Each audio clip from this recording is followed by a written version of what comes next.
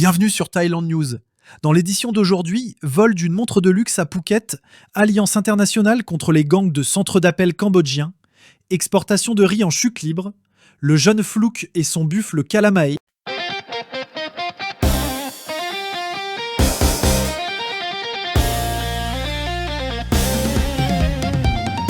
Quatre Britanniques ont été arrêtés à Phuket après le braquage d'un touriste américain pour une montre de luxe.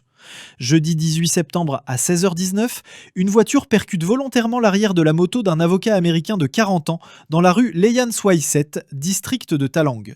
Sous une pluie battante, deux hommes masqués sortent du véhicule, menacent la victime avec un couteau et s'emparent d'une Audemars Piguet en or rose estimée à plus de 2,3 millions de bahts avant de fuir.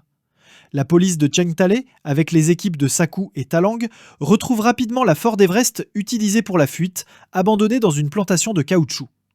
La malice des empreintes et des caméras de surveillance mène les enquêteurs à une villa de luxe derrière la municipalité de Cheng Talay.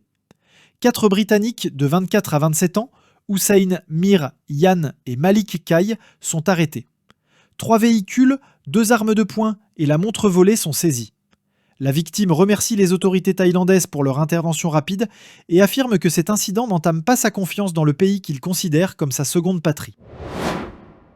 Phuket fait face à une hausse marquée des crimes impliquant des étrangers. En 2024, 194 visas ont été révoqués et 998 personnes expulsées pour drogue ou travail illégal. En 2025, les affaires se multiplient, poussant les autorités à renforcer les contrôles et à coopérer avec les consulats. L'île, qui accueille plus de 32 000 expatriés et visiteurs, attire désormais des gangs internationaux. Point clé, touriste américain braqué pour sa montre Audemars Piguet, 4 Britanniques arrêtés dans une villa de Cheng Talay, montre de 2,3 millions de bahts retrouvée. 8 pays, le FBI et Interpol soutiennent la Thaïlande dans la lutte contre les gangs cambodgiens des centres d'appel. Une coalition internationale inédite s'unit contre ces réseaux qui enlèvent, torturent et escroquent des victimes dans de nombreux pays. Le 23 septembre, le général Thatchai Pittanelabut, inspecteur général de la police royale thaïlandaise, a dirigé une réunion à Chantaburi près de la frontière cambodgienne. Des représentants de 8 pays et de 3 organisations internationales, dont la Chine, l'Inde, l'Indonésie, le Japon, la Corée du Sud, le Vietnam, les Émirats arabes unis, l'ONUDC, Interpol, le FBI et les services secrets américains, ont échangé informations et stratégies pour combattre la traite humaine et les crimes technologiques liés au centre d'appel. Le Japon a promis un soutien financier et matériel à la cellule de crise. Les autorités constatent que de nombreux centres d'appel quittent Phuket pour se rapprocher de Chantaburi. La Thaïlande répond en coupant les services essentiels, en renforçant les contrôles frontaliers et en empêchant les traversées illégales. Des opérations visent aussi les mules thaïlandaises qui ouvrent des comptes bancaires frauduleux. La police thaïlandaise collabore étroitement avec son homologue cambodgienne, partageant les renseignements sur les réseaux criminels. Les gangs visent des victimes bien au-delà de la Thaïlande, notamment en Asie et en Afrique. Les pays participants se sont engagés à coordonner leurs actions et à appliquer des sanctions internationales.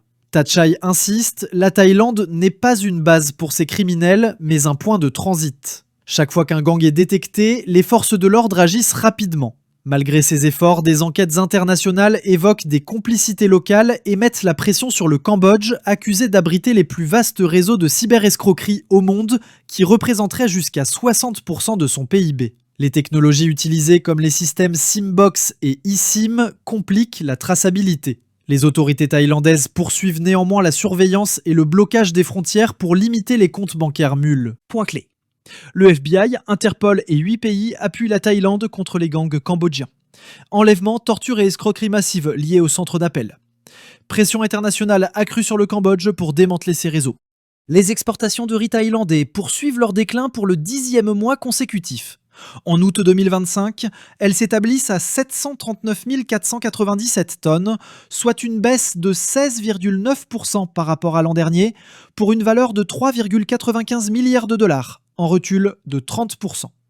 De janvier à août, le volume total atteint 5 036 449 tonnes, soit 24,1% de moins qu'en 2024. Les ventes diminuent vers des marchés clés comme les États-Unis, l'Afrique du Sud, le Sénégal, l'Irak et le Mozambique, mais progressent au Cameroun, en Chine, en Malaisie, à Hong Kong et au Canada. Sur le marché intérieur, le riz blanc, 15% d'humidité Ayutthaya, tombe à 6500 à 6700 bahts la tonne, contre 6700 à 6900 bahts une semaine plus tôt. Le riz jasmin, 15% d'humidité ou bonne Ratchathani, reste stable à 15 500 à 16 000 bahts la tonne. Cette tendance souligne une perte de compétitivité face au Vietnam et à l'Inde. Point clé, 10 mois de baisse continue des exportations. Volume d'août, moins 16,9%, soit 739 497 tonnes. Prix du riz blanc en recul de 200 bahts la tonne. À Phetchaburi, chaque matin et chaque après-midi, le jeune Tanoa Tongiem, surnommé Flouk, parcourt les 800 mètres qui le séparent de l'école Wat Nong Som sur le dos de son fidèle buffle thaïlandais, Kalamae. Avant de grimper, Flouk lève les mains en signe de respect, pose ses pieds sur les cornes de l'animal et s'installe avec une aisance habituée. Kalamae l'attend ensuite près de l'étang de l'école, broutant tranquillement jusqu'à la fin des cours. Au retour, le buffle avance doucement et pousse affectueusement son jeune cavalier. Sa mère, Noparat Chuchuen, explique que Flouk a commencé à monter Kalamae à 6 ans et qu'ils font ce trajet ensemble depuis près de 2 ans. Le buffle connaît parfaitement le chemin, assurant la sécurité de l'enfant. Cette scène quotidienne enchante enseignants, élèves et habitants, rappelant la simplicité de la vie rurale thaïlandaise et la force des traditions locales.